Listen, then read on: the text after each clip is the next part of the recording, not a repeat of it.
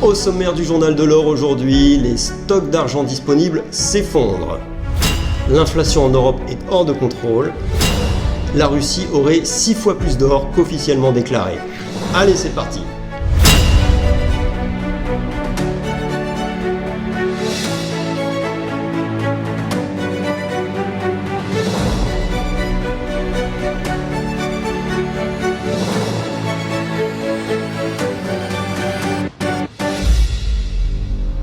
Chers amis du métal jaune, bonjour à tous et bienvenue dans le journal de l'or, le journal qui vous tient informé des faits d'actualité pouvant avoir des répercussions sur les cours de l'or et de l'argent. Et une fois n'est pas coutume, on commence par la situation préoccupante sur les stocks d'argent métal. L'histoire commence le 6 septembre dernier avec un article d'alerte du site King World News sur les niveaux de stock d'argent et d'or disponibles. Puis le 8 septembre dernier, Mike C. indiquait sur son compte Twitter que les stocks d'argent métal inventoriés par le COMEX sont sur une tendance baissière entamée en janvier 2021. Alors le COMEX, c'est la contraction de Commodity Exchange de New York, en gros la bourse des bullion banks, le cartel des banques qui font les cours des métaux précieux. Et leurs stocks donc sont à un niveau qui n'avait pas été vu depuis janvier 2018. Une information confirmée par le site Bullion Star le 12 septembre qui indique qu'effectivement les coffres d'argent métal sur le LBMA, donc le London Bullion Market Association, l'autre cartel des banques de métaux précieux à Londres, sont en train de se vider aussi. Donc l'argent se fait rare.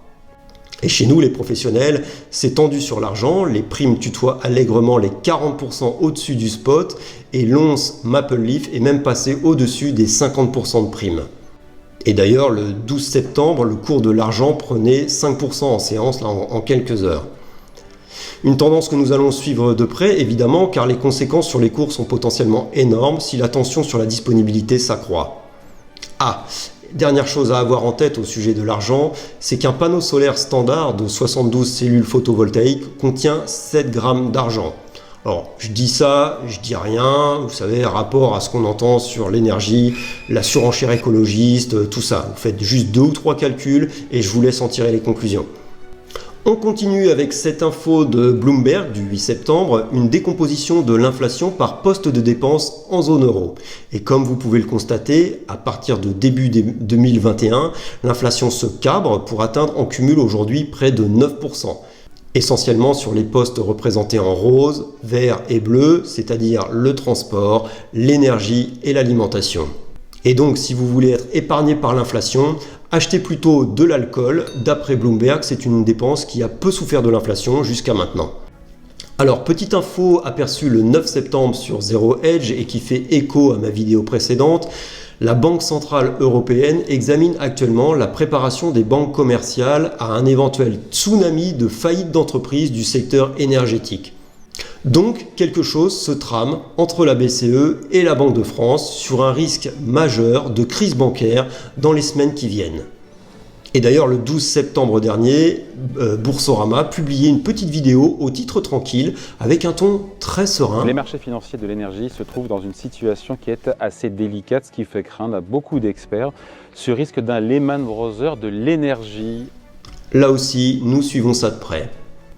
Enfin, l'information qui m'a semblé la plus importante ces derniers jours, c'est celle développée à nouveau dans King World News sur la stratégie d'accumulation d'or de la Russie. Jusqu'à maintenant, nous pensions que la Russie détenait 2301 tonnes d'or, soit le 5e rang mondial, juste derrière la France.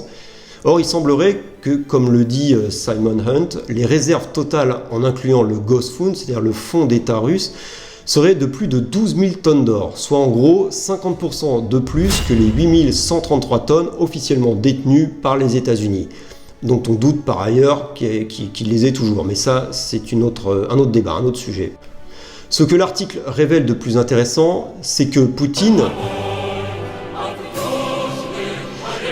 donc serait en train de constituer un nouveau système monétaire multidevises adossé à l'or au sein d'un système d'échange asiatique découplé du système de cotation actuel. Et si un tel projet, si un tel système voyait le jour, cela porterait un coup fatal au dollar, à l'euro et au système opaque de cotation de l'or des bullion banks dont j'avais parlé dans une vidéo précédente. Et bien évidemment, dans ce cas-là, le cours de l'or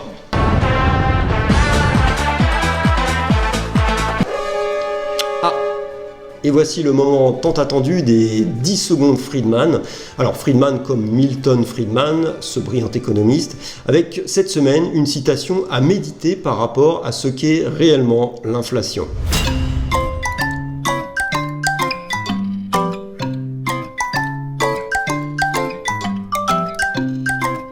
Voilà, c'est tout pour aujourd'hui. Si vous avez aimé, vous mettez un petit pouce bleu ou vous fendez d'un petit commentaire. Et si vous avez beaucoup aimé, vous vous abonnez.